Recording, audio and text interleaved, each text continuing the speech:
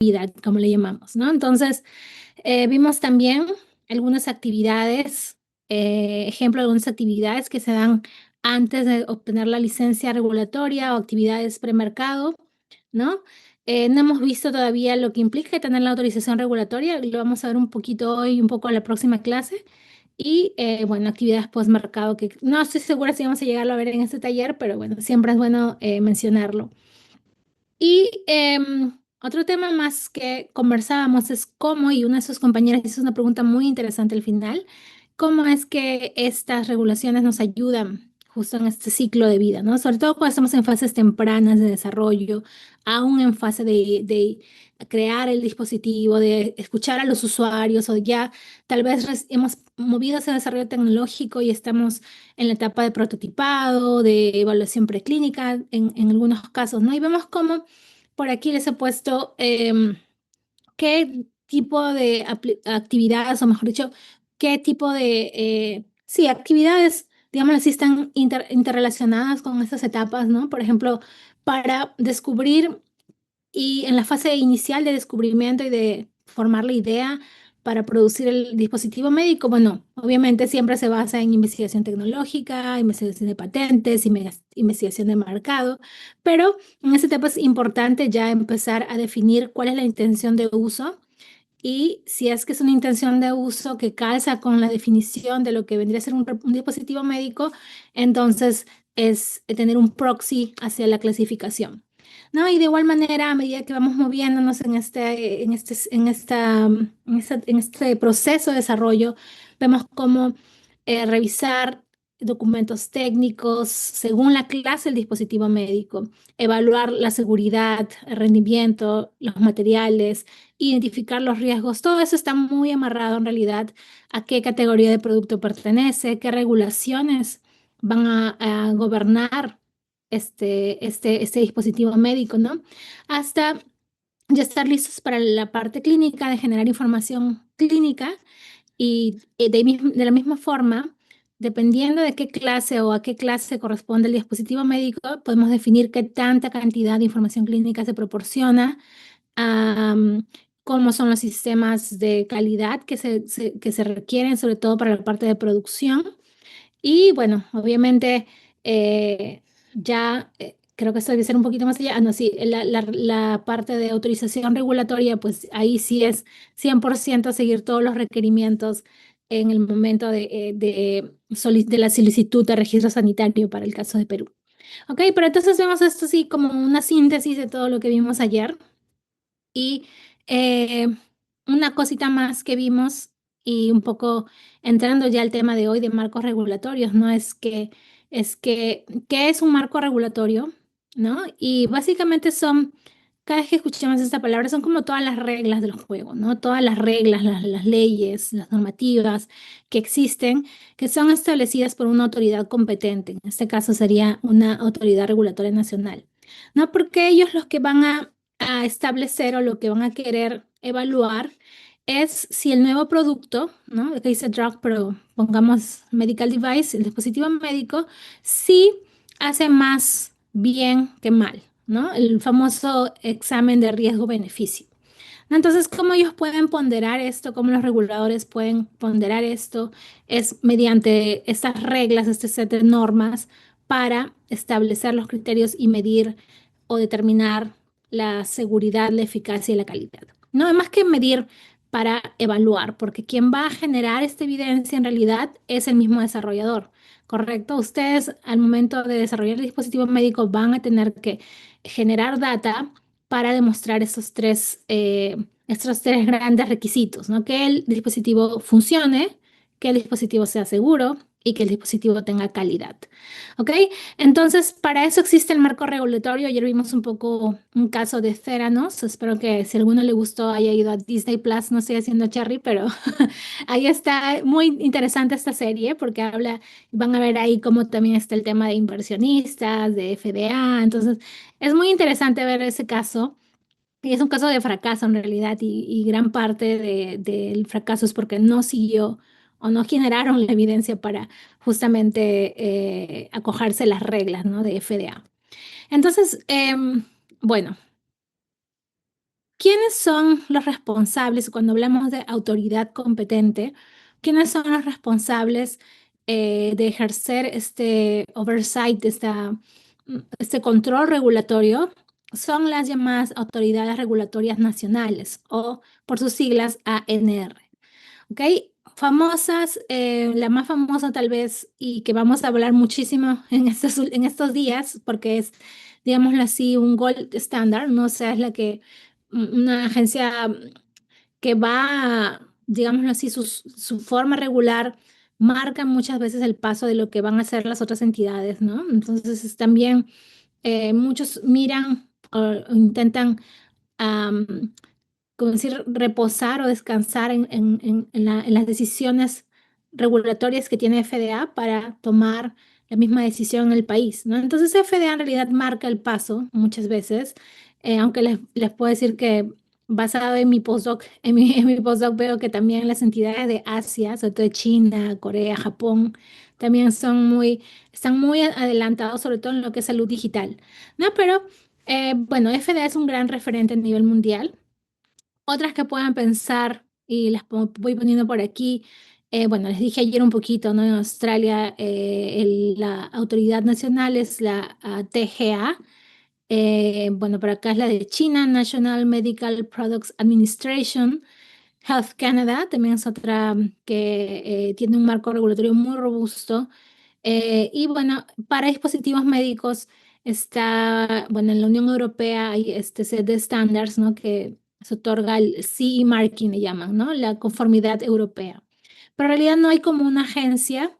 El sistema es un poco distinto, un poco complejo, pero no es la EMA quien va a evaluar dispositivos médicos en Europa, ¿no? Sino que es un proceso descentralizado, digámoslo así, en la cual hay otro tipo de actores, National Body se llama, que básicamente contrastan eh, que los productores hayan cumplido ciertos requisitos, ¿no? Ciertas leyes y les dan la conformidad, digámoslo así, ¿no? Entonces, no vamos a hablar mucho del sistema europeo porque es un poquito, es un approach distinto, ¿no? Entonces, eh, otra cosa importante de notar, a diferencia que para los productos farmacéuticos, donde hay gran regulación, gran armonización de las regulaciones, ¿no? Donde hay muchos tratados, incluso está esto, hay el ICH, ¿no? La Conferencia Internacional de Armonización para Productos Médicos, pero en dispositivos médicos es un poco distinto, ¿no? No está tan armonizado todavía. Sí está empezando a haber una convergencia, ciertamente, pero no alcanzan los niveles que para un producto o los productos farmacéuticos y biológicos. Em, en Perú, estoy seguro que ustedes saben, pero solo en caso no lo hayan notado, el ente rector en Perú, la ANR en Perú, es la DIGEMIT, es la Dirección General de Medicamentos, Insumos y Drogas. Y una característica interesante en el Perú es que Digemit se encarga del registro, ¿no? De los productos médicos, pero por otra parte el INS es que se encarga de la regulación de ensayos clínicos, ¿no? Si vemos en otras entidades, en FDA, por ejemplo, todo está bajo el mismo regulador cuando hablamos de productos médicos, pero en Perú hay esta singularidad, ¿no? Por ahí escuché que querían hacer una nueva autoridad que integre ambos componentes, pero por ahora, cuando hay un producto nuevo que quiere llegar al mercado y quiere ser testeado en Perú, tiene que ir necesariamente a INS para ver tema de ensayos clínicos o de validación clínica y luego Digemit sí tiene una opinión técnica. Una vez que se genera la información clínica, debería estar habilitado el productor para ir ante Digemit y registrar el producto, ¿no? Pero eso es una cosa distinta, ese registro, digamos, esta fase que ya está casi cerca al TRL9 versus el desarrollo, ¿no? Entonces nosotros estamos intentando irnos un poquito más atrás y ahí conectar los puntos. Y de hecho, les decía, el lunes vamos a hablar muchísimo más sobre ensayos clínicos en Perú, aunque les debo adelantar que no tenemos normativa para ensayos clínicos o estudios clínicos de dispositivos médicos, lamentablemente, pero vamos a ver igual cuál es el sistema en Perú, cómo funciona. y vamos a también tener a alguien de Digemit, con suerte el miércoles, para que nos hable también el tema de registro. ¿Ok? Pero solamente un adelanto para que no se pierdan las siguientes clases y todos puedan completar las charlas. Ok, me están preguntando de ISOs y ahorita vamos a ver ISOs, gracias. Eh, y bueno, les decía que Digemit opina sobre la autorización de dispositivos médicos. Digemit supervisa la autorización de productos médicos, la vigilancia y también propone investigación en materia de productos farmacéuticos y dispositivos médicos. ¿Ok? Entonces, Digemit definitivamente es el órgano competente en materia de dispositivos médicos. Em, Hablando de FDA nuevamente, em, dentro de FDA existen los llamados centros para especialidades médicas, ¿no? Para tipos de productos, mejor dicho. Y los tres más famosos posiblemente son el CDRH y CBER, ¿no? El CDER es para productos farmacéuticos. El CDER es el que regula dispositivos médicos y el CBER es el que regula productos biológicos. ¿Ok? Entonces, muchas de las revisiones que vamos a ver hoy día son sobre CDER y, bueno, igualmente de forma análoga en Digemit tenemos a la Dirección de Dispositivos Médicos y productos sanitarios. Y bueno, aquí tenemos un equipo que ve todo el tema de registro de dispositivos médicos y otro equipo que ve el tema de productos sanitarios, ¿ok? Pero esa es la oficina a la que en caso alguno quiera hacer consulta o quiera generar una mesa de partes, debería dirigirse hacia estas oficinas dentro de la autoridad. En Latinoamérica también hay, les decía, no está todavía armonizado, ¿no?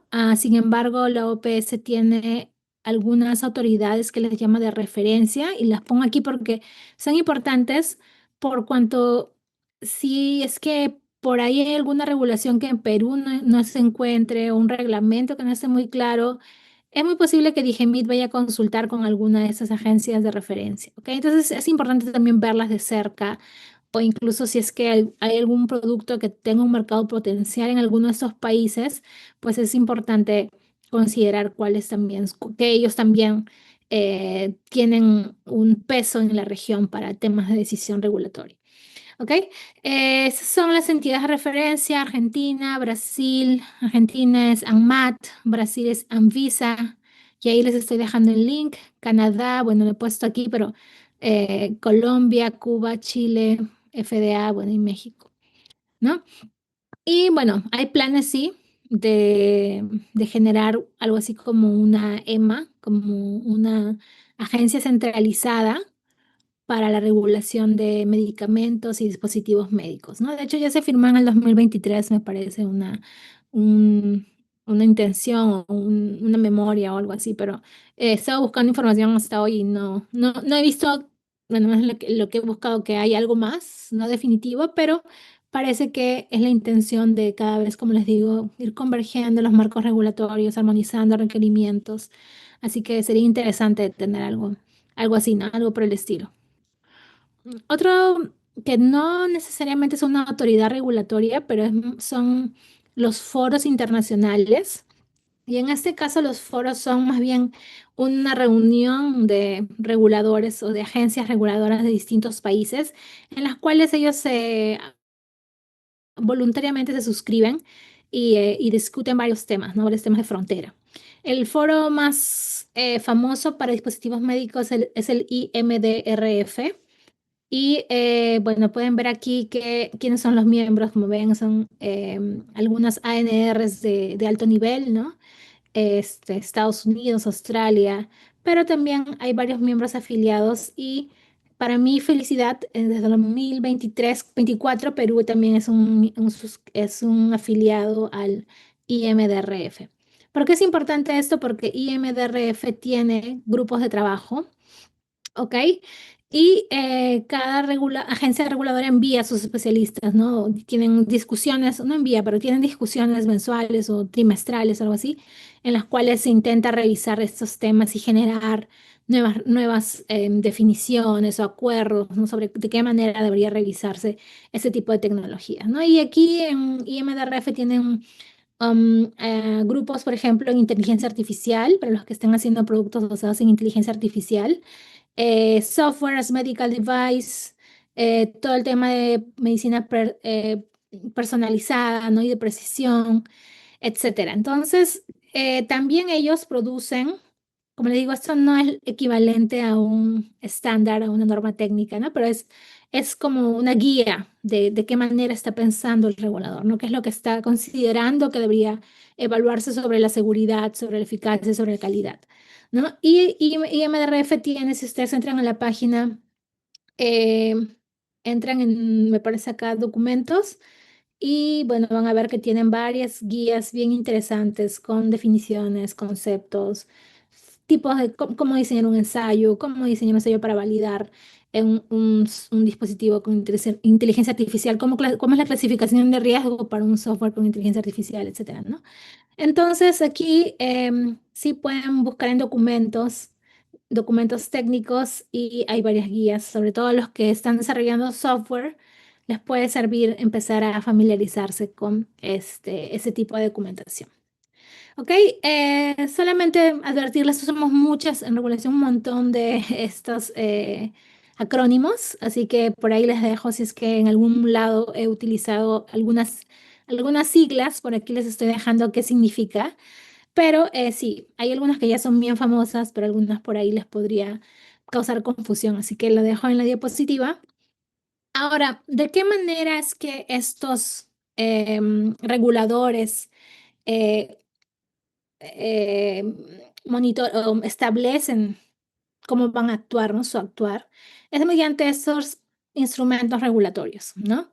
Y importante que sepan la distinción, porque algunas veces vienen, a nosotros acuden, ¿no? Algunos desarrolladores y vienen con la ley o vienen con algún documento que por ahí encontraron, pero no saben exactamente qué parte de esa ley o qué parte de ese reglamento aplica, ¿no? Entonces, importante, ¿no? Es distinguir que cuál es la jerarquía en este caso y cuál es la significancia en cómo estos documentos o distintos instrumentos tienen un efecto directo, ¿no? Legalmente aplicable o no. Entonces las leyes, bueno, definitivamente las leyes son estatutos o leyes aprobadas por el órgano legislativo, en este caso el Congreso, que van a dar el mandato legal amplio, ¿no? En este caso, cuál es la super... Y también van a definir cuál o qué funciones cumple la entidad regulatoria, ¿no? Entonces la ley, por ejemplo, la ley 29459 es la ley de los productos farmacéuticos, dispositivos médicos y productos sanitarios, ¿no? Ahí van a encontrar, por ejemplo, esos aspectos básicos de que todos los productos, qué es un producto, qué es un producto médico, qué es un dispositivo médico, cuál es la función de Digemit, qué es lo que debe ser autorizado o no. Entonces son temas muy macros de cómo debe funcionar el control sanitario de ese tipo de productos. ¿Ok? Los que tal vez nos interesan muchísimo más son las regulaciones o los reglamentos, en inglés dice regulations, pero en español la traducción es reglamentos, ¿no? Que son ya las traducciones de estas leyes, ¿no? Las normas que implementan el mandato de la ley. ¿Ok? Entonces, en los reglamentos vamos a ver exactamente si la ley mandaba que se tiene que haber un proceso de autorización sanitaria para dispositivos médicos, la norma nos va a decir cómo. Nos va a explicar qué exactamente significa esto, qué significa, por qué tipo de documentación debe ser presentada, qué tipo va a citar incluso otras normas, ¿no? Entre sí para poder implementar lo que se definió en la ley, ¿no? Y en ese caso ya hemos visto el decreto supremo ayer un poquito, el 016 de 2011, ese reglamento de registro, control y vigilancia sanitaria de productos farmacéuticos, dispositivos médicos y productos sanitarios. Entonces, ese es como el ABC. Si alguien quiere empezar a familiarizarse con cuál es cómo funciona el sistema regulatorio para dispositivos médicos en el país. Ese es el reglamento a visitar. Y por otro llado, hay otros, por cierto, hay otros un poco más también administrativos, ¿no? Pero yo les estoy poniendo un poco el que habla de la aprobación y el que habla de la regulación durante el desarrollo. Y por último, hay otro tipo de instrumentos que se llaman las guías, ¿no? Y las guías son documentos un poco más breves, más técnicos, ¿no? No son tan legales, sino más técnicos, en los cuales se comunica cuál es la opinión actual de la Autoridad Regulatoria Nacional sobre temas regulatorios específicos. Pero a diferencia de la ley, a diferencia del reglamento, no suelen tener fuerza legal. Quiere decir que es como decir una opinión de regulador y el desarrollador puede o no seguirla. No es que lo que se diga exactamente es el requisito, es como una sugerencia, pero obviamente al expresar el pensamiento actual del regulador, siempre se suele visitar a la guía, ¿no? Obviamente no es que uno pueda citar la guía para fines legales o para apelaciones, pero ciertamente es, como su nombre lo dice, una ayuda, una guía para desarrollar o para obtener la aprobación del dispositivo médico. Ok, aquí, bueno, no solemos en Perú tener muchas guías, la verdad. Salió una guía que, bueno, acá se llama un lineamiento de validación de dispositivos médicos de diagnóstico in vitro en etapa de investigación de COVID. No sé si algunos lo vieron, creo que 4 o 6 hojas, ¿no? Y ahí, obviamente, el regulador, dije, elaboró, compila qué es lo que se recomendaba desde la OMS, de FDA, ¿no? Y por ahí un poco intentan mm, disgregar algunos puntos que no quedaban claros en el reglamento, ¿no? Sobre todo para este caso de emergencia sanitaria. Muy bien, entonces estas guías se suelen actualizar con más frecuencia y de hecho les tenía en la siguiente diapositiva. Quien sí tiene muchas guías muy útiles es FDA, ¿no? Y FDA tiene, si ustedes, creo que lo tengo por aquí, ahorita les muestro en Google. Em, Simplemente googleen, y acá les estoy dejando el link, ¿no? De Guidance Documents, y tiene un buscador de guías, ¿no? Entonces ese buscador les va a arrojar varios documentos muy, muy especiales. Por ejemplo, yo busqué y ahorita les voy a enseñar la estructura del documento, ¿no? Para aplicaciones para dispositivos, para celulares, ¿no? Aplicaciones médicas para celulares. Entonces, FDA tiene esta guía y vamos a ir para que puedan ustedes verla eh, mejor, con mayor claridad. Ok, creo que mi pantalla está un poco grande por aquí, así que vamos a intentar reducir. No me quiere hacer caso. Ok, bueno, no me quiere hacer caso mi pantalla por algún motivo. Pero les decía que este es la página ahí está en el link, ¿no? De las guías. Recuerden, no son leyes, no son reglamentos, son guías. ¿Ok? Y tienen un buscador si van hacia la parte de abajo. Acá, por ejemplo, si pueden buscar, yo busqué mobile software o algo por el estilo, ¿no? Me parece que no puse bien la palabra. Eh, y presionan Enter y acá les va a salir en la parte final. Vamos al documento, tienen que asegurarse que sea la última versión, que ellos siempre tienen la última versión aquí. Y bueno, acá van a ver la guía, ¿no? Entonces, lo interesante de estos documentos es que son guías muy técnicas. Por ejemplo, y si movemos, van a, por ejemplo, aquí ver qué se denomina una aplicación móvil para que constituya o en qué casos constituye un dispositivo médico, cómo piensa FDA sobre las funciones de software que deben ser reguladas o no, qué funciones o subsets de funciones son el foco de la regulación de FDA, cuáles son los requisitos, ¿no? Los requisitos, eh, no sé si está por aquí, en términos de medir la eficacia, de medir la calidad del software, ¿no? Entonces, tienen aquí una serie de ejemplos, inclusive de otros equipos análogos, ¿no? Citaciones a leyes, etcétera, pero son bastante útiles para poder uno aprender y decir, ok, esto es más o menos lo que se me va a requerir. De repente, mi dispositivo no es un dispositivo médico, entonces voy a tener que ver otras regulaciones o ver otras formas de garantizar que funcione, ¿no? Pero es un insumo muy, muy valioso. Las recomiendo, y así hay para distintos tipos, para equipo de imagen, para todas las categorías que puedan imaginarse. FDA tiene prácticamente más de 300 guías, así que es un buen insumo. ¿Ok? Muy bien, esto es en cuanto a guías. Luego me preguntaban lo de ISO también, ¿no? ¿Qué es lo que tiene que ver? Y bueno, eso entra más en la categoría de un estándar o de una norma técnica, ¿no? Que en este caso es un documento establecido por un grupo de expertos en un tema específico que a la vez es aprobado por una autoridad, ¿no? Y provee guía para el diseño, el uso, el performance de materiales, ¿no? Entonces, son las especificaciones técnicas para, obviamente, llevar a cabo procesos, y la importancia de las normas es que ayudan a que el proceso se haga bajo normas consistentes, ¿no? Y de esta manera, obviamente, uno puede, si es que cumple las normas técnicas en tus procesos, puedes demostrarle al regulador que tu desarrollo sigue altos estándares de calidad, ¿no?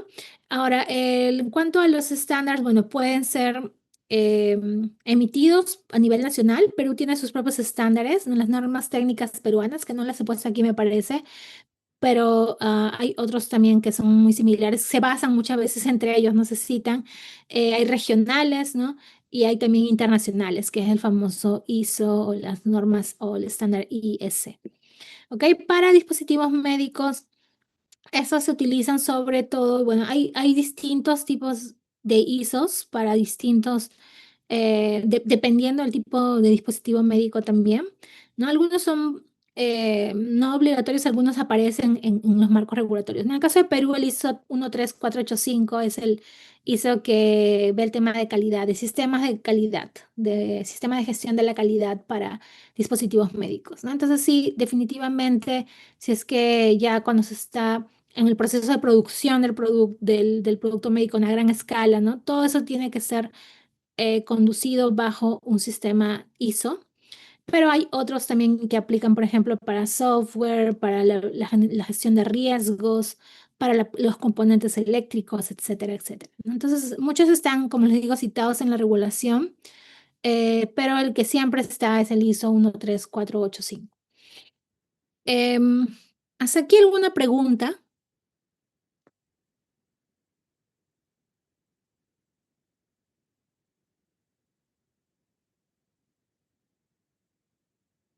Me parece que no hay preguntas. Ok.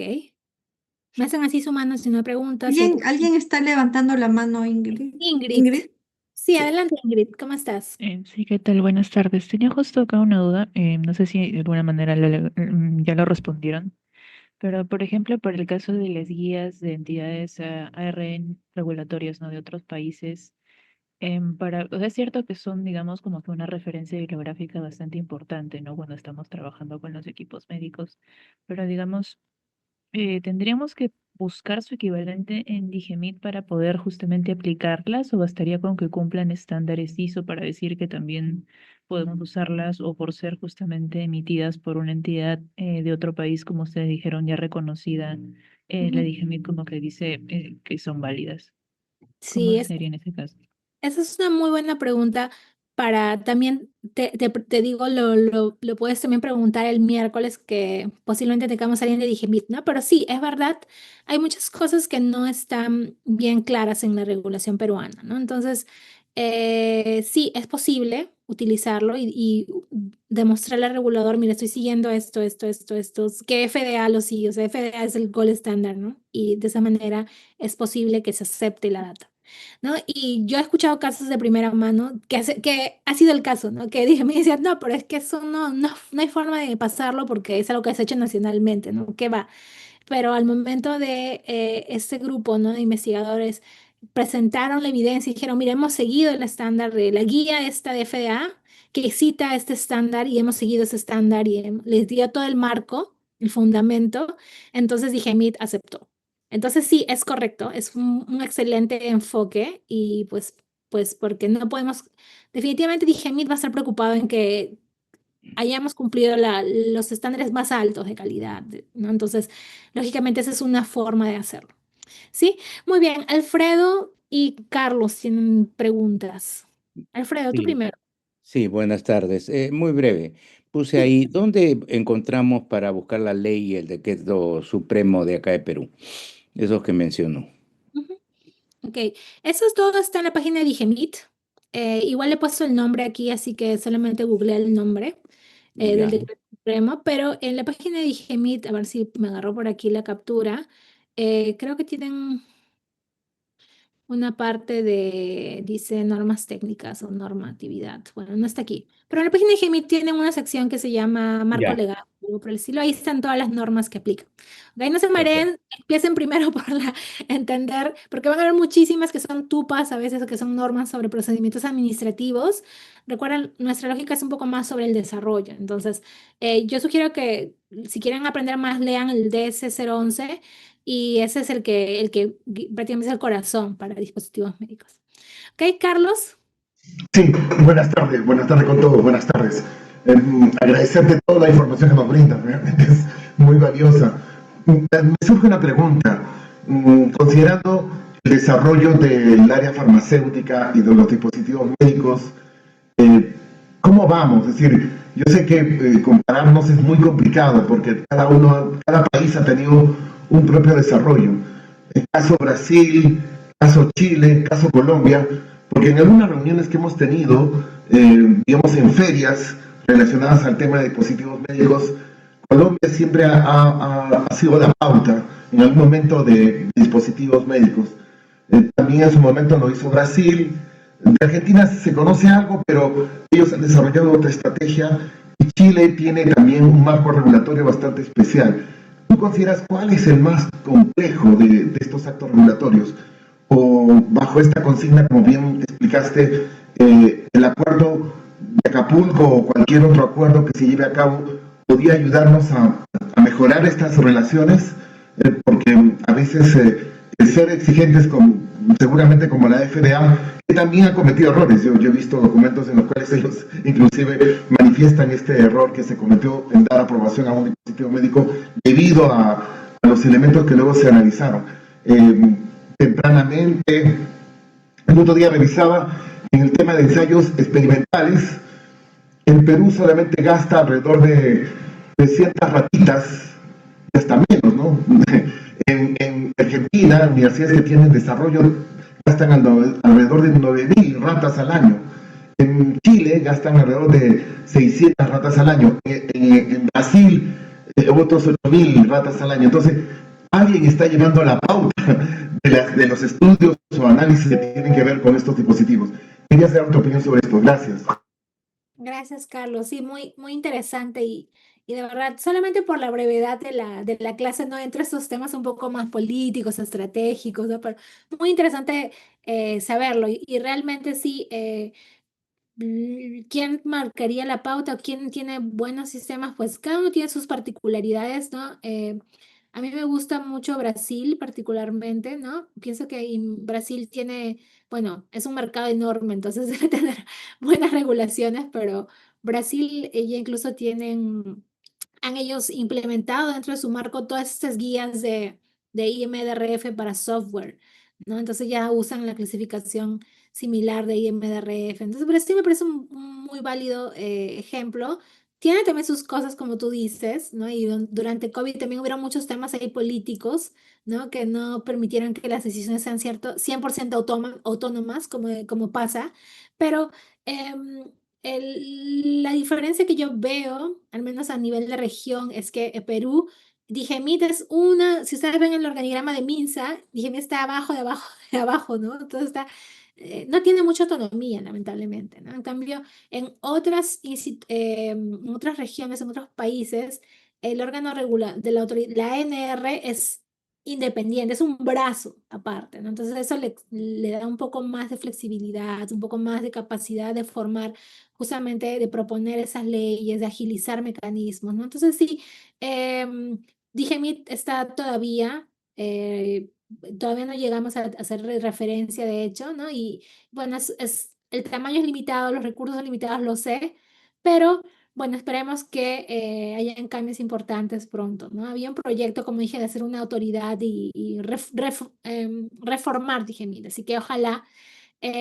Otra que me parece interesante, sí, ciertamente me parece interesante. México tiene mucha influencia de FDA, de hecho, porque ahí comparten el mercado, ¿no? Entonces, hay mucha homologación y mucha similitud en cuanto a sus procedimientos con FDA, ¿no? Muchas vías rápidas, muchas convalidaciones, entonces ellos también. Y bueno, Chile también me parece un caso bien interesante, pequeño, pero han implementado varios temas y varias rutas ágiles, vaya. Entonces, Chile también me parece un país importante de ver, ¿no? Pero bueno, eso es algo un poco subjetivo, medio subjetivo, objetivo, de algunas razones, ahí tú me dirás, pero bueno, gracias por las preguntas. Vamos a continuar para que no nos gane el tiempo. Em, bueno, les decía, ok. De esto lo hemos visto y lo estoy repitiendo un poquito, no solamente para que nos quede bien interiorizado, ¿no? Cómo la regulación puede ayudar a moldear el testeo y las actividades en el desarrollo, ¿no? Pero la pregunta que me hicieron ayer es, son, uno me dijeron, ¿no? ¿Cómo clasifico, ¿no? ¿Cómo determino la clasificación? Porque esta clasificación va a tener un impacto sobre de qué manera o de qué forma, cuál es el camino que voy a tomar para llegar al mercado. No, y ahorita les explico porque vamos a hablar ahorita un poquito más sobre vías regulatorias para obtener el registro de dispositivos médicos, ¿no? Entonces, les decía que hay un set, unas reglas del juego y los desarrolladores deben cumplir con esas reglas de juego, con ese marco regulatorio y va a depender, o qué reglas van a tener que cumplir, va a depender de la clase de dispositivo médico al que corresponda. ¿Ok? Entonces, la clasificación es importante porque la clasificación va a ayudar a determinar cuál es la vía o el proceso de evaluación que el producto necesita para seguir o para obtener la regulación para ser comercializado. Lamentablemente, y eso les estaba contando, ¿no? En el marco regulatorio peruano, tenemos sí una ruta para registro sanitario otorgado por DIGEMIT. Lo vamos a ver en detalle el martes y el miércoles un poquito, pero no hay mucha claridad sobre temas, por ejemplo, registro simplificado para dispositivos médicos clasificados con menor riesgo. Y además, el marco para investigación clínica tampoco está claramente definido todavía, ¿no? Entonces, todavía es como que un poco, es más, yo lo veo en DIGEMIT, un tema de registro, ¿no? O sea, como que viene alguien de afuera que desarrolló una nueva, no sé, un nuevo oxitómetro, un nuevo termómetro, una nueva máquina de MRI y lo registra en el mercado peruano. Entonces, es un tema de ya defines la clase y ves el set de documentos y insertas a registro, ¿no? Pero no hay una ruta muy clara hacia el desarrollo. ¿Qué pasa si es un producto hecho localmente, un producto que está siendo producido por una empresa nacional, ¿no? O una empresa, un nuevo producto, un nuevo dispositivo médico desarrollado en la universidad, por ejemplo. Entonces ahí hay como que más vacíos. No digo que no haya regulación, pero digo que hay mucha menos claridad o un enfoque a esto de uno para todos, ¿no? Que todos entren en el mismo. Entonces, esa es una desventaja, lamentablemente. Por eso, lo que nosotros hacemos es, y cuál es mi consejo, y muy relacionado a la pregunta de su compañera, ¿no? Es ver cómo se hace afuera, ¿no? Qué rutas se siguen. Entonces, yo les voy a hablar en esos siguientes minutos sobre cuáles son las vías regulatorias para dispositivos médicos en FDA, ¿no? Que es uno de los mercados más importantes del mundo. Y bueno, es importante entender cuál es la lógica y también cómo se puede aplicar para nuestros propios dispositivos. ¿Correcto? Entonces, para FDA, les decía, la ruta regulatoria o cómo se va a obtener aprobación o autorización hacia el mercado depende de la clase del dispositivo médico. Y ayer vimos que hay tres clases, ¿no? Para FDA, clase 1, bajo riesgo, clase 2, dispositivos de riesgo moderado y clase 3, dispositivos de alto riesgo, ¿no? Y ayer hemos visto qué es el riesgo, hemos visto cómo se determina el riesgo, etcétera. Así que no vamos a incidir mucho nuevamente en explicar esto, pero les quería presentar tres rutas importantes establecidas en las leyes o en las regulaciones de FDA. Bueno, en primer lugar, si un producto, para empezar, ¿no? Y eso no es una ruta, ¿no? Sino que para empezar, si un producto algunos productos de clase 1 pueden estar incluso exonerados de presentar varios estudios sobre evidencia, ¿no? Y se llaman exentos y estos van directamente al mercado, ¿no? Entonces, si hay un desarrollador que quiere hacer, digamos así, nuevos guantes estoy poniendo un ejemplo, ¿no? Esos baja lenguas, esos palitos, ¿no? Que existen. Em, hay una lista de dispositivos, no son clase 1, pero es especial y como son de muy, muy bajo riesgo y han estado en el mercado por mucho tiempo, estos dispositivos son exentos. Entonces solamente deben presentar algunos controles generales que está por aquí, ¿no? Que les decía que son temas de calidad, de etiquetado, etcétera. Una de las principales rutas, y esa sí es una ruta, las que están en verde son rutas al mercado, ¿no? Es la ruta 510K, ¿no? Y en esta ruta, esta ruta es principalmente para dispositivos clasificados en nivel 2. Hay otra ruta que se llama de novo, que es para dispositivos que son clase 2 pero, o mejor dicho, que inicialmente son clase 3 pero luego se reclasifican a clase 2 o clase 1. Algo así en la definición. ¿Ok? Luego tenemos HDE, que es como una ruta de exención por temas humanitarios, ¿no? Que es para dispositivos de mucha urgencia, que básicamente pueden pasar de una forma más expedita al mercado. Y la última ruta es la PMA, que es el Product Market Approval. Es la ruta más estricta y si se dan cuenta es para aquellos dispositivos que van en clase 3. Y pueden ver cómo a medida que la clase sube, los requisitos van variando o se vuelven más complejos, ¿no? Así la clase 2 solamente tiene que ser control general, control especial, pero la clase 3 ya tiene que tener encima de todo esto data clínica. Ok, entonces vamos a explorar un poquito más estas vías. Aquí un poquito más de lo que les dije. Los exentos son casi la mayoría de dispositivos clase 1 y algunos de clase 2. La 510K principalmente dispositivos de riesgo moderado clase 2, algunos de clase 1 que no están exentos. Y esta ruta dura más o menos 90 días y ya se obtiene el clearance hacia el mercado. Y la ruta PMA, que es para todos los dispositivos de clase 3 y es la más larga, ¿no? Una revisión de aproximadamente 180 días. ¿Ok?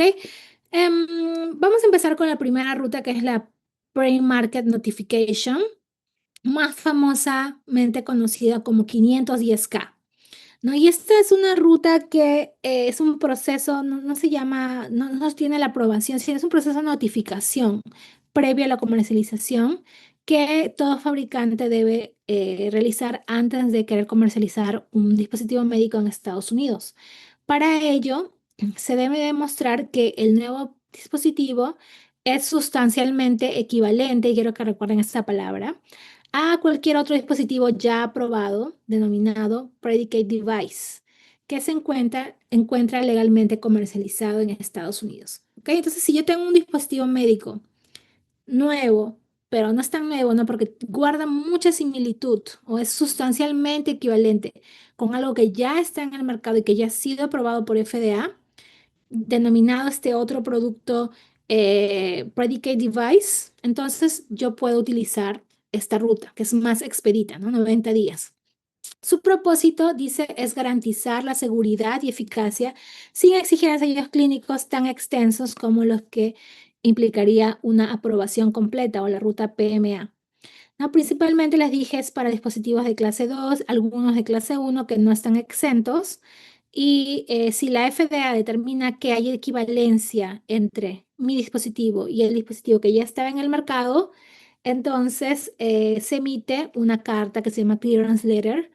Entonces eso significa que el producto puede comercializarse. Si no hay equivalencia, existe riesgo mayor, el dispositivo podría requerir un PMA, que es un proceso más riguroso. Ok, entonces esto sobre 510K. Aquí un poquito de información en inglés. No lo voy a leer porque es un poquito más de lo mismo, con algún sustento regulatorio, pero lo que les quería mostrar es lo que está en cuadros verdes, ¿no? ¿Qué significa que un producto sea sustancialmente equivalente? Quiere decir que si es que el productor es capaz de demostrar que eh, el nuevo producto médico o dispositivo médico tiene un uso similar al predicate device, ¿no? El intended use, el uso, la intención de uso, o que el nuevo dispositivo tiene características tecnológicas similares a las del dispositivo que ya esté en el mercado, o también que, aunque tenga características tecnológicas distintas, no levanta mayores dudas sobre la seguridad o la efectividad, ¿no? A comparación del dispositivo del el predicate device. ¿Ok? Entonces aquí elementos claves, les dije algo, el predicate device, un dispositivo que ya está en el mercado. Y lo que corresponde hacer es demostrar la equivalencia, ¿no? Que sea igual en tecnología o en intención de uso, o que no sea o que no represente riesgos mayores que el predicate device. Entonces son usualmente para, como ayer mencionaba por ahí, ¿no? Mejor, nuevas versiones de un dispositivo o por ahí se hace algún cambio, se incorpora algún upgrade, ¿no? Entonces, usualmente ese tipo de mejoras un poco menos radicales suelen pasar por esta ruta o dispositivos que no representan riesgos significativos para la salud pública, ¿no? Un ejemplo rápido aquí para que puedan apreciar, les traje sobre este test para detección de COVID. Y vamos a poder ver, también les estoy dejando aquí el link de la información, ¿no? Pero vamos a poder ver aquí cuál es la carta esta que estoy hablando, el clearance letter. Y vamos a poder ver aquí también cómo se refleja esto del predicate device. ¿Ok? Entonces, am, creo que lo tengo abierto, de hecho, por aquí. Ajá. Entonces yo he buscado básicamente en esta base de datos que se llama Devices at FDA, que es una base de datos donde están todos los dispositivos médicos aprobados por FDA. Y bueno, ahora también vamos a revisar esta base de datos, pero básicamente estoy revisando la aprobación, la carta de aprobación hacia el mercado. Y bueno, eso es más o menos como luce, tiene la fecha de aprobación, hace poquito nomás a quién se dirige. eh, y por aquí está, esa es la carta donde dice que después de haber sido evaluado, hemos revisado su notificación de premercado y hemos determinado que si hay equivalencia, ¿no? Con el predicate device, que no se necesita la vía 3, la PMA, y que por ende, bueno, acá un sustento legal que por ende, desde esa fecha, el producto puede ser puesto en el mercado. ¿Ok? Y además de ello, esto les hemos estado viendo un poquito ayer, ¿no?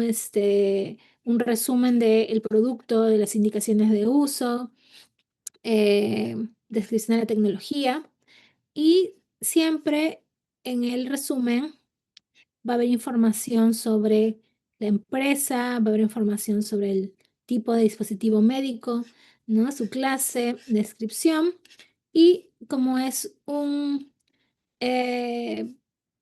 pre-market, un 510K, vemos aquí también información sobre qué dispositivo fue utilizado como predicate, ¿no? O sea, contra quién se está comparando para determinar que es sustancialmente equivalente y que no representaría un riesgo mayor, ¿no? Entonces aquí vemos toda la información comparativa en cuanto a la intención de uso, en cuanto a, por ejemplo, la población a la cual se está destinando, en cuanto a cómo se utiliza, qué tipos de resultados se utilizan, tiempo, no vemos que el nuevo dispositivo, por ejemplo, es más rápido o le da el resultado más rápido, ¿no?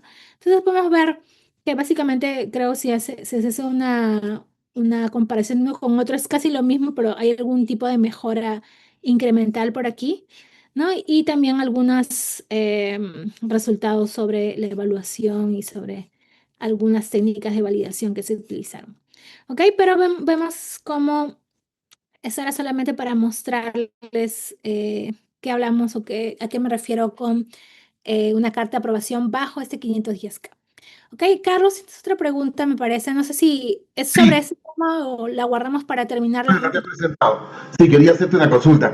Esta información que nos has mostrado, ¿tú la consideras que es una ficha técnica, un manual del producto, un paquete tecnológico? Si quisiera ponerle un nombre, un informe, ¿qué tipo de documento podía ser? Porque ahora estamos tratando de definir qué tipo de documentos es una ficha, es un manual, es un paquete.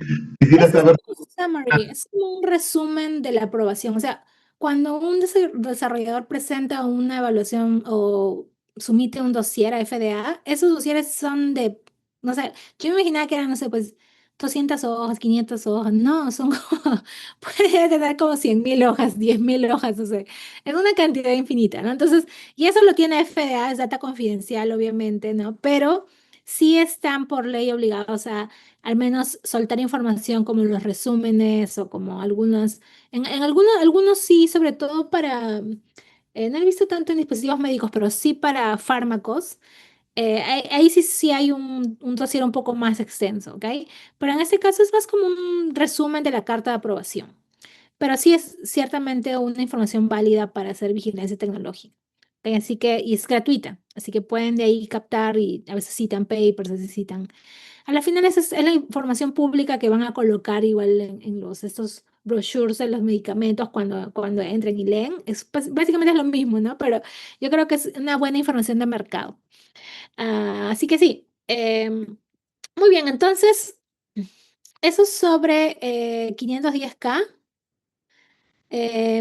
Vamos a ir a la siguiente ruta, que era la otra, la del otro polo extremo, ¿no? La que aplica para los dispositivos clase 3, que es la PMA.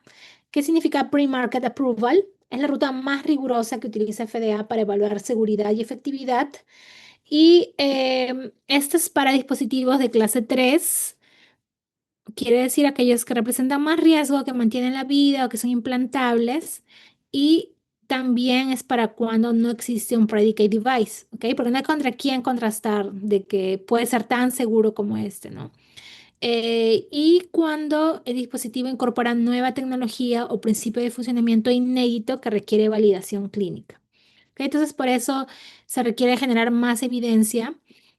Y en esta ruta, un poquito más, pero las cuestiones en inglés, si se dan cuenta, es necesario presentar aquí sí investigación clínica, muchos ensayos clínicos, ¿no? Estudios pivotales, estudios de factibilidad, etcétera, u otro tipo de data clínica relevante. Y para obtener incluso esta investigación clínica o permiso para esta investigación clínica, es necesario solicitar un Investigational Device Exemption, ¿no? Que es otro tipo de permiso para poder hacer el ensayo clínico, ¿no? Pero tema aparte, no vamos a verlo. En Perú no hay un equivalente, de hecho, pero los menciono.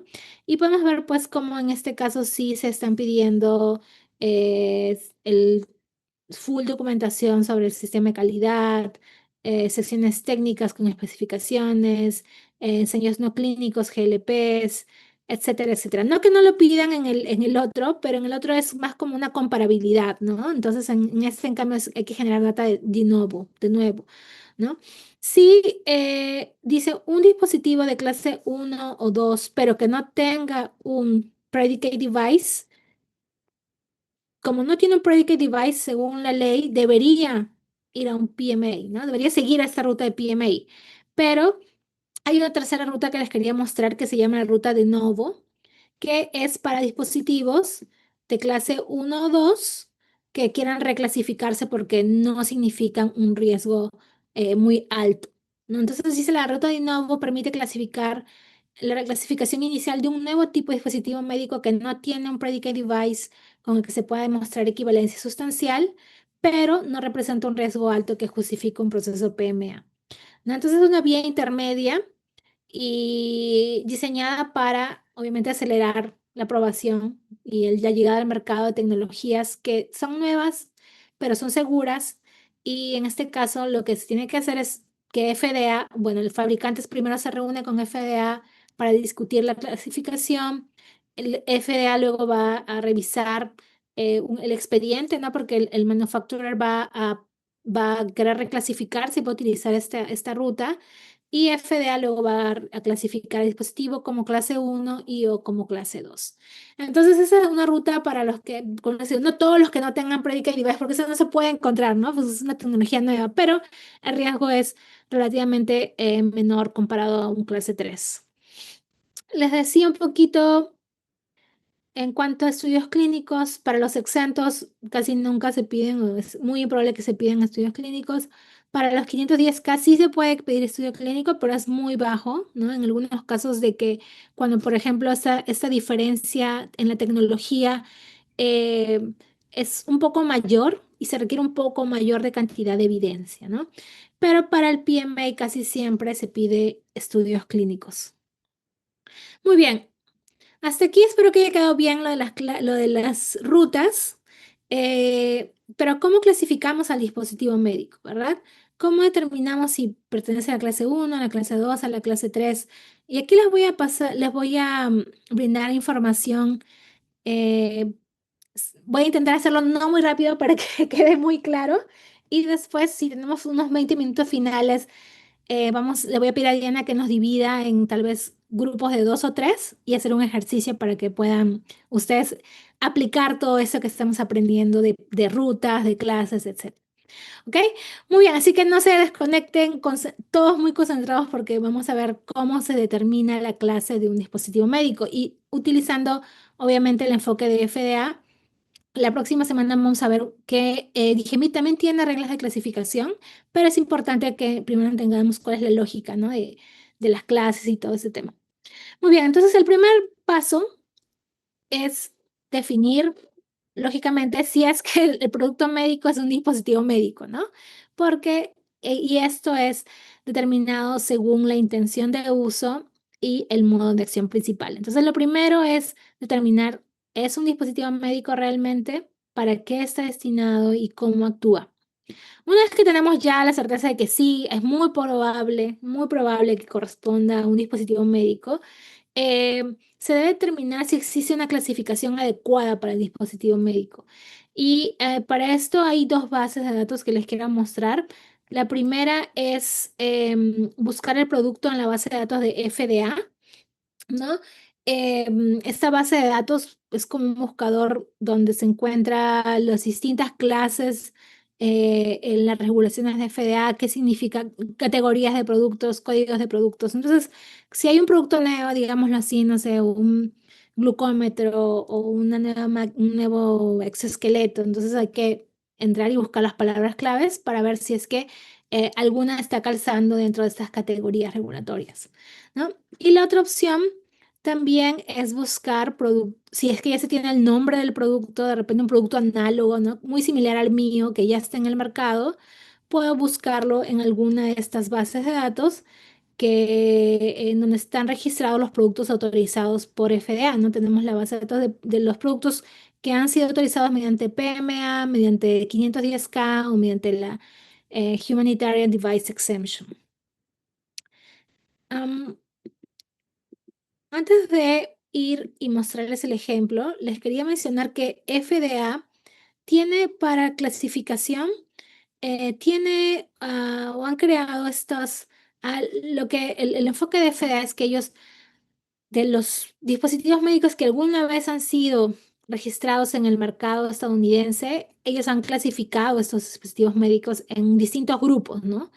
Y han intentado armonizar los grupos, más o menos qué características comunes hay, ¿no? Entonces, hay más de 1.700 tipos distintos de dispositivos médicos y se han agrupado en 16 paneles de clasificación. Entonces, van a ver que tienen esos códigos, empiezan con 8 porque están ubicados en esta parte de la regulación de FDA, ¿no? Y, por ejemplo, vemos aquí todos los dispositivos que pertenecen a productos de toxicología clínica, son 862. Los de hematología y patología, inmunología, anestesia, eh, em, o dispositivos cardiovasculares, dentales, para el oído, nariz, garganta, gastroenterología, cirugía plástica, etcétera, etcétera, etcétera. Entonces ellos lo han clasificado ya, tienen ahí sus clases bien definidas. Y si ustedes siguen dando clic, o siguen entrando a un nivel más, cada una de estas, por ejemplo, viendo el caso de inmunología, ¿no? Cada una de estas categorías o clases tiene sus subcódigos, ¿ok? Para distintos subtipos dentro de la clasificación de dispositivos relacionados a microbiología. Por ejemplo, vamos a ver sistemas para detección de microorganismos antirresistentes con sistemas de expresión. Y aún dentro de esos, si hacemos clic al código, ¿no? Esos códigos de producto, código de regulación del producto, vamos a encontrar toda la descripción y a qué clase pertenecen esos productos, ¿ok? Es muy probable que si tu producto cumple esa función, pertenezca a la clase 2, ¿ok? Y de esa manera podemos obtener la clasificación.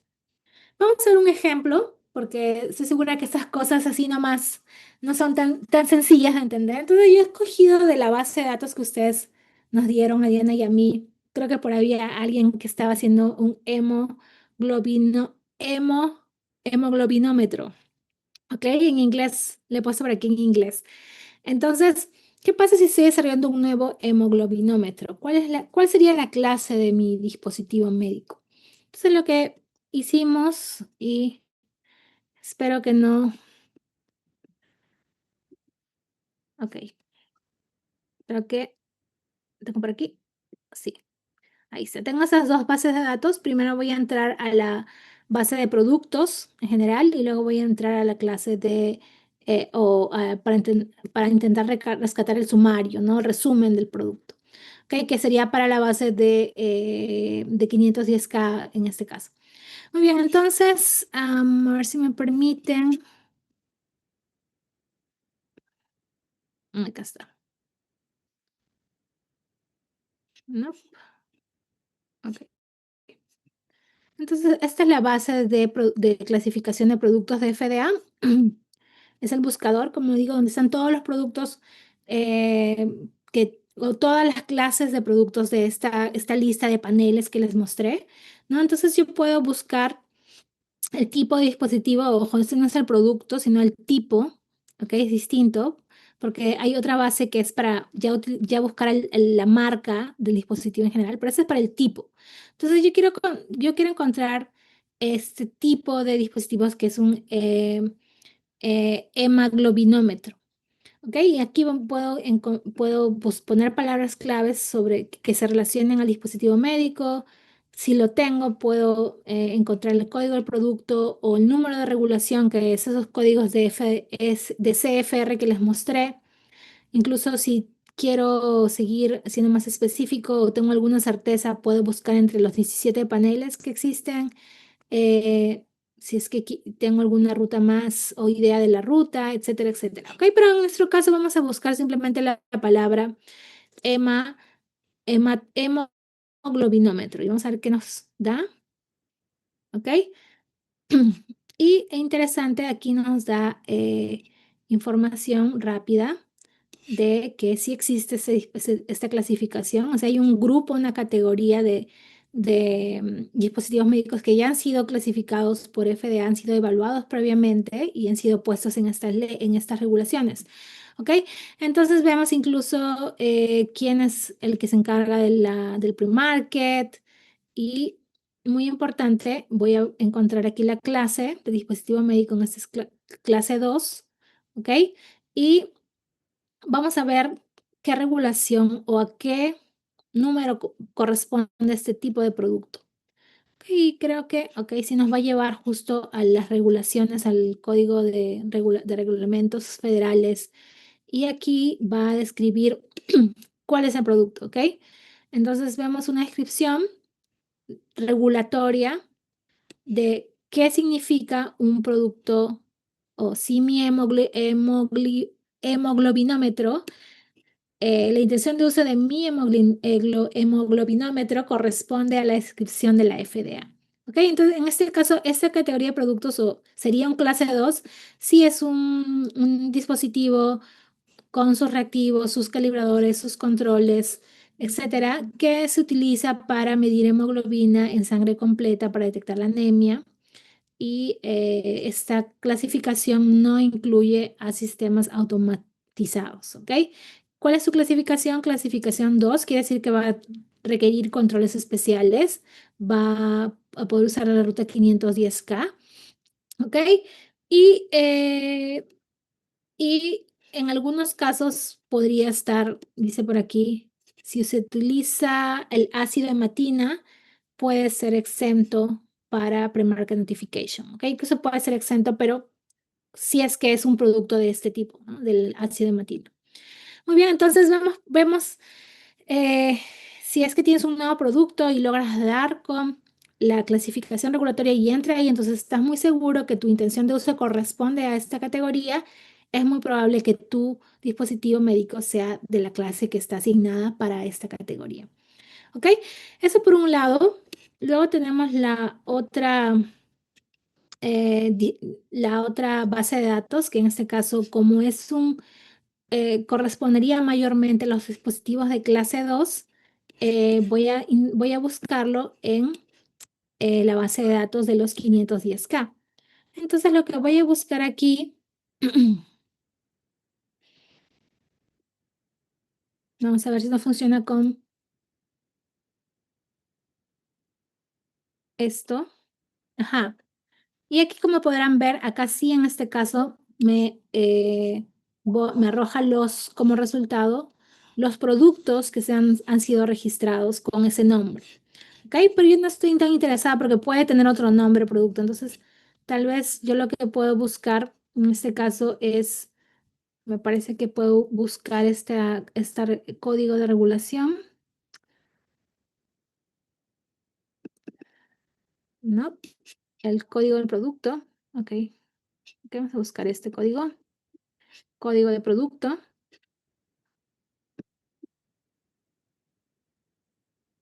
Y acá voy a tener exactamente para hemoglobinómetros registrados, ¿no? Y quién ha sido en este caso el productor, cuál ha sido el código de la carta de clearance que ha recibido, la fecha.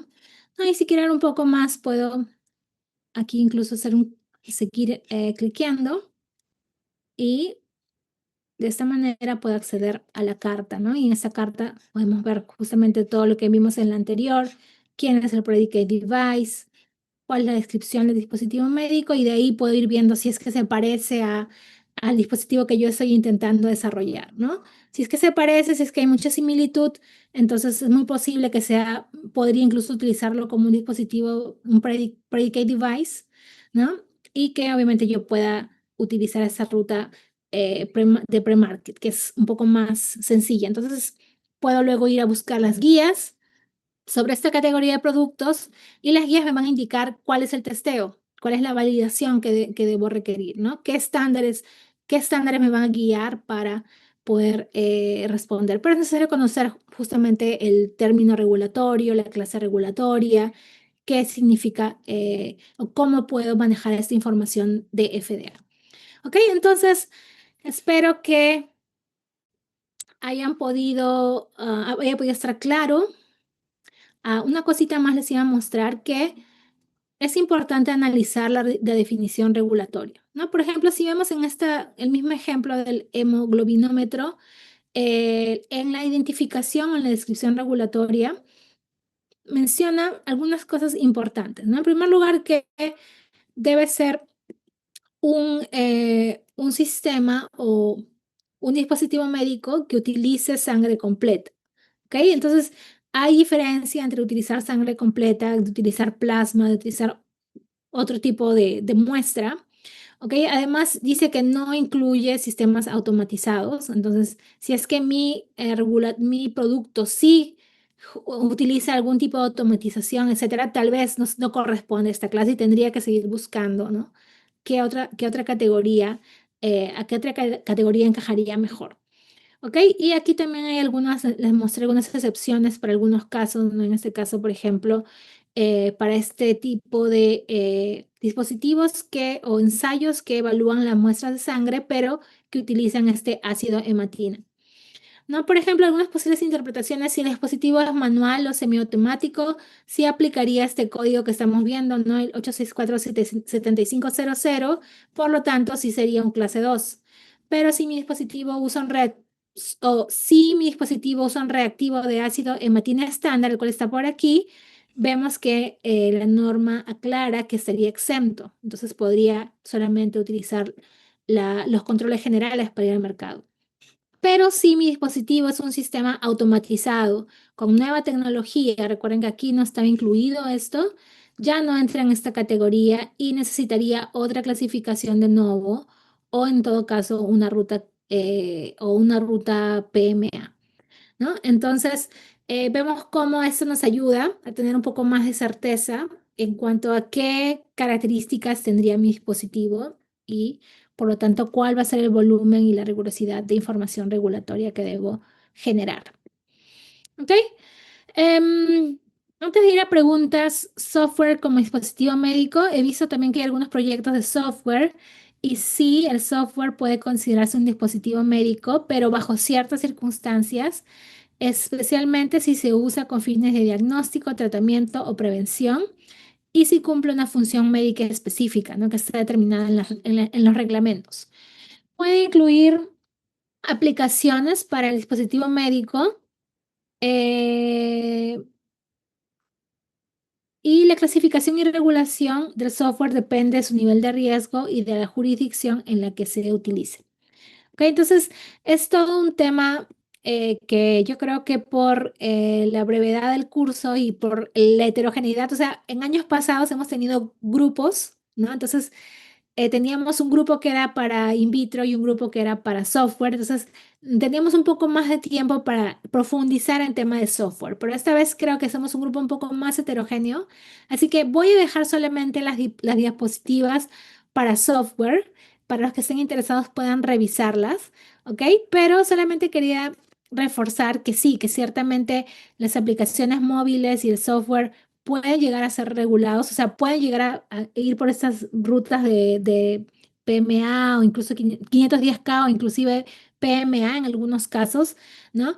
Pero va a depender de cómo se clasifiquen y si sus funciones entran como aquellas que requieren el oversight regulatorio. ¿Ok? Para ayudar a aquellos que están haciendo software, les estoy dejando aquí también el link de otro recurso de FDA que es muy interesante que se llama Digital Health Policy Navigator. Acá está el link subrayado. Y aquí ustedes van a poder entrar y básicamente es como un quiz, como unas preguntas que tienen que ustedes responder sobre las características de su software, ¿ok? ¿Cuáles son sus funciones? Si está, por ejemplo, estas funciones más relacionadas a temas administrativos, si son para, por ejemplo, ayudar a mantener un ritmo de vida saludable, si son para ayudar con los récords electrónicos de los pacientes, ¿no? Etcétera. Entonces, el desarrollador puede ir respondiendo a esas preguntas y como resultado, este algoritmo no les puede dar si es que no es un dispositivo médico, si que posiblemente sea y qué tipo de reglamentos se aplicarían en caso sí lo sea. Ok, igual siempre pueden ir me parece que no lo dejé por aquí, pero hay una guía, no, sí creo que las mostré anteriormente, hay una guía exactamente para software, creo que les mostré en la parte de guía para dispositivos, de FDA, entonces pueden también revisar esa información detallada. ¿Ok? Muy bien, preguntas. Rolando, adelante. Sí, gracias por tu conferencia. Buenas tardes. Una pregunta en cuanto a los software. ¿Cómo Ujú. controla la DIGEMIT o cómo va a controlar la DIGEMIT softwares que son plataformas extranjeras y que se utilizan en el Perú y que de una u otra manera caen como software de dispositivos médicos? Eh, ¿Tienen algún control? Y esto va por lo siguiente, porque si vamos a desarrollar alguno en el Perú, sí vamos a tener que estar bajo la tutela, el control y el registro de DIGEMIT, pero por otro lado tenemos una competencia extranjera que probablemente no lo esté. ¿Cómo va a funcionar eso? Muy interesante, la verdad. Y sí, Digemit sí tiene en normativa, o sea, sí contempla que el software, el SAMT, el Software as Medical Device y el Software in Medical Device, sí está, pero no está, no utilizan, bueno, menos hasta lo que yo sé, no utilizan todavía este enfoque de IMDRF, ¿no? Está la clase y si hay la clasificación de riesgo para software también, ¿no? De la misma forma. Entonces, ahí sí es un vacío regulatorio, la verdad no hay. Mira, nosotros hemos hecho un estudio en el 2024, no habían, ¿no? Lo único que tenía era México y Brasil, me parece. Colombia ya implementó hace el año Lo que pasado, pasa es que ha salido el reglamento de la ley de inteligencia artificial en el Perú y pero no hay. textualmente dice que los softwares médicos o de uso médico ontológico que tengan inteligencia artificial son considerados un SAMD, entonces, y que van a necesitar registro sanitario clase 1. Entonces Ujú. ahora también viene la pregunta, ¿la DGMI está preparada para poder hacer o generar un registro sanitario a un software así de sofisticado?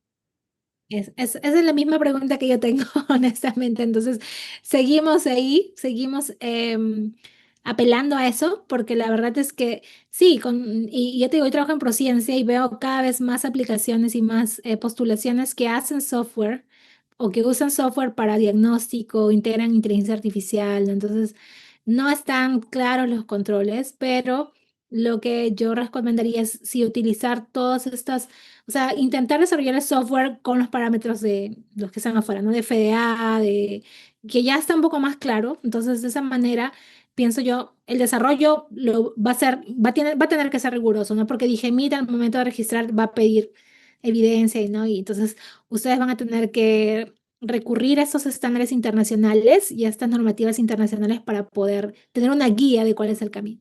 No, pero lo más importante es clasificarlo, primero determinar, porque es muy posible que algunos no sean. Ahora dije, a mí no está claro todavía quién es y quién no es, dicen, ¿no? Pero por ejemplo, una app no aparece tan claramente en Digemit como qué función de la app sí es regulable, qué función no es regulable, ¿no? Entonces, para mí este insumo, les estoy dejando aquí con los ejemplos, ¿no? Este insumo es bien interesante porque pueden hacer ese cuestionario y determinar si software sería, ¿no? Ahora, para inteligencia artificial es otro tema porque ahí sí hay muchísimas más consideraciones con riesgo, sobre todo por el tema del entrenamiento, de que si es de que es inteligencia artificial generativa o no, todas estas cajas negras. Entonces, La ahí sí es transparencia, los sesgos, la ventana para todo, auditar, todo.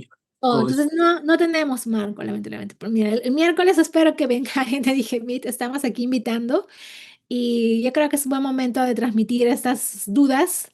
Pero sí, mi consejo es que mientras no hay, no podemos bajar la calidad. O sea, tenemos que tener la calidad lo más arriba posible. Y Totalmente de acuerdo. El tema es que cómo competir, yo lo veo como empresa, cómo competir con plataformas internacionales que no van a tener que pasar ningún filtro de eso.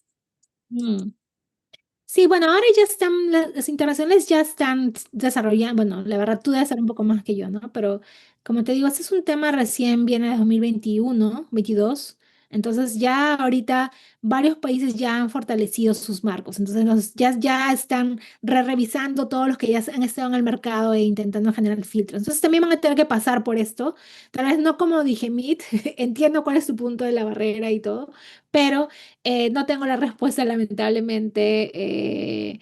Yo te digo lo que conozco y bueno, sí es importante tener una masa crítica para ir y presentarme y generar esas mesas de diálogo y poder acelerar que se generen esos marcos urgentemente, ¿no? Muchas gracias, Así muchas que, gracias. gracias, Rolando. Carlos. Sí, al respecto también hay una consulta. En el caso de software, los aplicativos, en el caso americano, sobre todo porque yo soy usuario de un equipo CEPAP y este equipo es americano. Y de acuerdo al sistema regulatorio que tiene el sistema americano, ellos tienen la comprobación ligado al seguro. Es decir, toda persona que utiliza un determinado equipo, como el caso que es mi caso, estoy dentro de un seguro. Inclusive este equipo tiene un chip que se comunica de manera en línea, en internet, al sistema principal y me reporta información al médico y a mí como paciente. Entonces, es parte de un seguro, es decir, está dentro de un marco de seguro, ¿no? Y cuando yo he hecho mantenimiento, ya voy en el cuarto mantenimiento que hago a mi equipo, cada vez se actualiza el sistema del aplicativo El detalle está que el aplicativo, para yo poder usarlo, he tenido que viajar a Chile y el aplicativo en Chile me permite registrarlo en mi teléfono, volver a ingresar a Perú y ya queda registrado. Entonces ya tengo un código de acceso al aplicativo actualizado.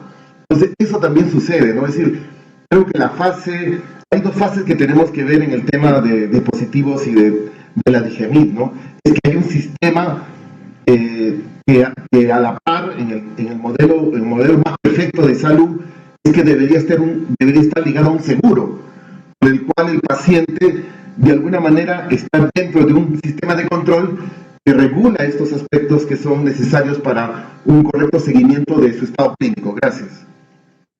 Muchas gracias. Sí, Carlos, efectivamente, muy pertinente eso de los seguros y sí, definitivamente es parte también de las condiciones como el producto sale al mercado, ¿no? Y también del monitoreo postmercado. Entonces, ahí es otra área que también es importante y no creo que vamos a poder verla, pero gracias por tu comentario y las aclaraciones. Muy bien, entonces vamos solamente, creo que tengo 2 diapositivas más o 3 diapositivas más para un tema bien chiquitito que también se llama, y sobre todo para los que me están hablando de que no se pueden desarrollar algunas cosas aquí porque no hay. En FDA hay un programa especial que se llama Breakthrough Device Program, que es para dispositivos médicos que son nuevos, que son muy innovadores, incluso esos que son combinaciones, ¿no? Lo que hablamos la clase pasada, ¿no? En las cuales el regulador, y no tiene que ser de Estados Unidos, no quiere necesariamente a veces, bueno, y esto lo voy a decir tal vez sin tanta certeza, pero estoy casi segura de que incluso pueden postular estos programas o ese tipo de designaciones productos que no necesariamente van a ser comercializados en Estados Unidos, ¿no? Entonces, bueno, como digo, eso lo estoy diciendo así porque no estoy 100% segura, pero les digo que este programa es una ruta expedita en la cual les decía que dispositivos muy novedosos pueden hacer este pedido, esta solicitud, y FDA les va a dar esta designación al programa o su programa de desarrollo, lo cual significa que FDA puede asistirlos en todo el tema de diseño del programa, hay interacciones frecuentes con FDA, revisiones paralelas, revisiones aceleradas, ¿no? Entonces, otra serie de mecanismos que usa el regulador durante el desarrollo del producto de manera que rápidamente o de una forma más rápida pueda llegar a la solicitud del clearance o de la aprobación. ¿Ok? Entonces, un poco para que puedan saber y los que están interesados sobre todo en FDA y cómo funciona, van a ver que algunos de esos dispositivos, incluso con AI, ¿no? Reciben este Breakthrough Device Program, ¿no? Otra vez, algo que no hay en Perú, lamentablemente, debería haber esto, ¿no? Porque hay dispositivos muy novedosos y muy necesarios, sobre todo. Entonces, el regulador debería hacer un acompañamiento más bien en vez de solamente esperar a que vengas con la información y decirte, no, eso no era lo que quería, ¿no? Entonces, bueno. Eso para decirles luego que sí, vamos como incrementado respecto a este programa de Breakthrough Device, ¿no? COVID hubo obviamente mayores aplicaciones porque obviamente eran dispositivos in vitro muchas veces muy necesitados y vemos áreas en las que suele pedirse, ¿no? Bastante para dispositivos cardiovasculares, neurológicos, ortopédicos, gastrointestinales y de cirugía plástica, ¿no? Entonces pueden ver aquí más o menos las características de aquellos que han sido o que han obtenido esa designación especial por FDA. Eh, en cuanto a tiempos, para obtener la aprobación sanitaria o la autorización sanitaria, según la categoría, vemos cómo varía y cómo de hecho se ha hecho un poco más eficiente con los años, pero vamos a dejarlo ahí y ahora vamos a darnos los últimos minutos para practicar. No sé si hasta aquí hay alguna otra pregunta, pero primero les voy a dar las instrucciones de la actividad, ¿no? Vamos a dividirnos. No sé cuántos somos, Diana, 33.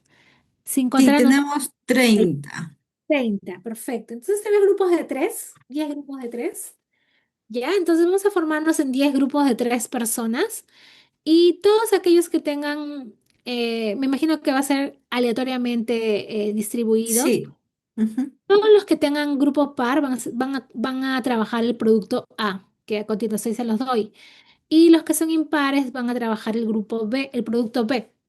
Ok, lo que van a hacer es buscar palabras clave sobre el producto A o B, ¿no? Palabras claves puede ser el tipo de producto o el nombre comercial del producto, como ustedes gusten, obviamente en inglés.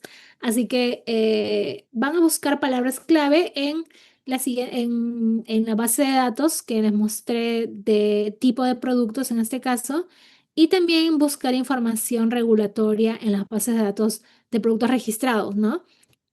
Y para cada producto, para el producto que les corresponda, van a, el objetivo es que logren identificar la clase de este producto, el CFR, si es que aplicara, en la ruta regulatoria, si es que siguió un 510K o si siguió un PMA, y cuál fue el predicate device, si es que existe. ¿Ok? Porque obviamente recuerden que los productos que son PMA no tienen predicate device, ¿no? Si es un clase 1, tampoco va a tener un predicate device, posiblemente sea exento. Así que van ustedes a tener que utilizar esas bases de datos de FDA y responder a estas preguntas. Además, me gustaría que puedan, una vez que encuentren esta información regulatoria básica, puedan ingresar a los resúmenes, este summary que hemos visto, ¿no? La carta, el resumen de la carta, y poder justificar la clasificación según el uso, la intención de uso y el nivel de riesgo, ¿no? ¿Por qué es que, según esa descripción que ustedes van a ver, según todo el testeo, por qué es que ese producto correspondería a la clase que ha sido asignado para FD? Ok, entonces, em, ¿Nos podrías compartir el enlace por el chat sí, sí, ahorita lo voy en a el que tienen colocar. que buscar? Sí, sí, ahorita les Ujú. voy a colocar todo, no se preocupen. Eh, o pueden ir tomando también capturas de pantalla si es que alguno es un poco más precavido. Pero los productos son los siguientes. El producto A, para todos los que tienen números pares, grupo A es un sistema de monitorización continua de glucosa. Y les estoy dando el producto aquí, ¿ya? Ok, entonces pueden ingresar también al link y pueden ingresar a ver más o menos qué tipo de producto es, por ahí encontrar algunas palabras clave, ¿ok? Y el segundo producto es un sistema de neuroestimulación profunda. De la misma forma les estoy dejando también aquí el link del producto. ¿Ok? Entonces, como les digo, intenten utilizar estas dos bases de datos que les he mandado, intentar encontrar el código SFR, leer si es que calza con lo que dice el producto, y si así lo encuentran, pueden ir a la otra base o ir a la base directamente y encontrar en el producto, encontrar información.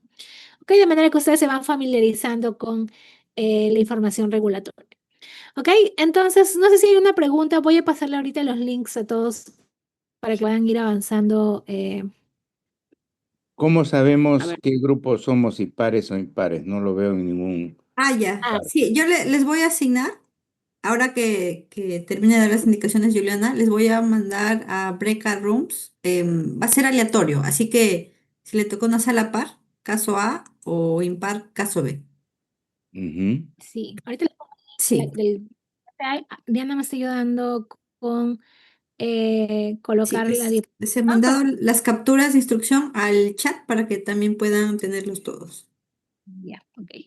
Sí, Entonces, entonces, ¿cuánto tiempo tienen, Juliana, para... yo creo que Ya, unos 20 minutos. ha ¿Bien? aparecido equipo A, equipo par caso A, equipo impar caso B, pero todavía no estamos asignados. Sí, Sí, ahora voy a crear y les va a aparecer a la sala que le indique, les va a aparecer un enlace, le dan unirse y ahí van a poder ver a sus demás integrantes. y esas son las instrucciones. No sé si puedes tomar captura de pantalla, igual les paso el link. No se Sí, olviden las los correctos. instrucciones ya lo tienen en el chat. En el chat están en el chat. Ujú. Sí, solo serían los enlaces. Bien, entonces ahora les estoy mandando a salas y tendrían 20 minutos. Ahí está. Ahí están los enlaces. ¿Ok? Ujú. Listo. Muy bien. Entonces, sí pueden mandarlos a las 20 minutos, creo que está bien, porque ya luego cerramos y yo tengo mis respuestas aquí y luego comparamos. ¿Ok? Listo, Gracias. entonces ya, ahora se están abriendo las salas. En el mensaje que les aparece en la pantalla le dan unirse. Tenemos 8 salas.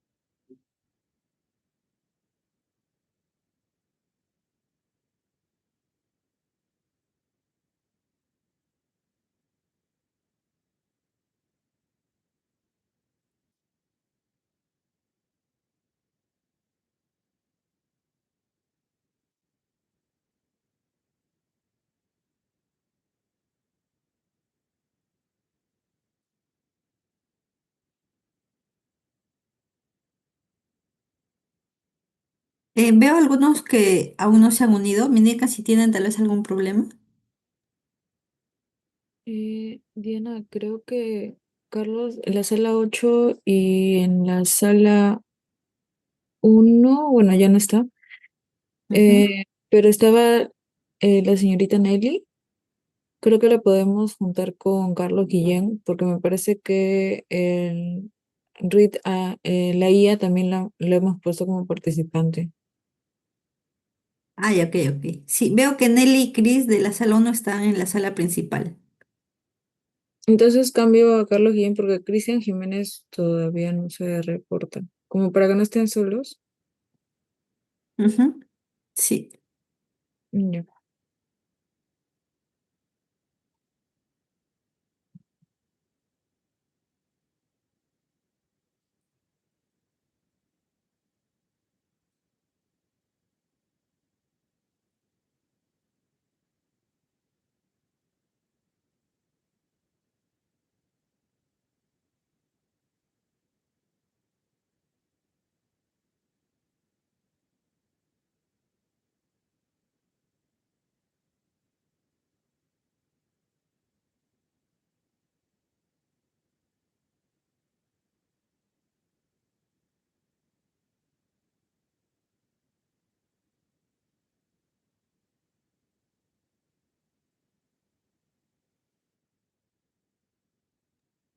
Hola, Dianita. Hola, Diana, Juliana. consulta, me dijiste que sí sabes que ya tiene un modelo de carta, ¿no? Para lo de Digenbit. Sí, sí, Geraldine ya lo está mandando. Ah, ya, perfecto. Sí, porque solamente la verdad es que es algo de media hora nada más, porque era Ujú. el tema de registro.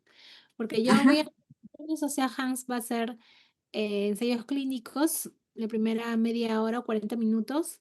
Luego yo voy a hablar del sistema de clasificación y toda la documentación de Digemit un poco, pero bueno, yo nunca en realidad he hecho un registro de Digemit, entonces quiero que esté el Digemit para que nos explique sobre todos estos temas, ¿no? Los productos nuevos y de software y todo eso que ujú. no encuentro información en la web, así que sí, me dijo que es normal, que no haya ningún problema.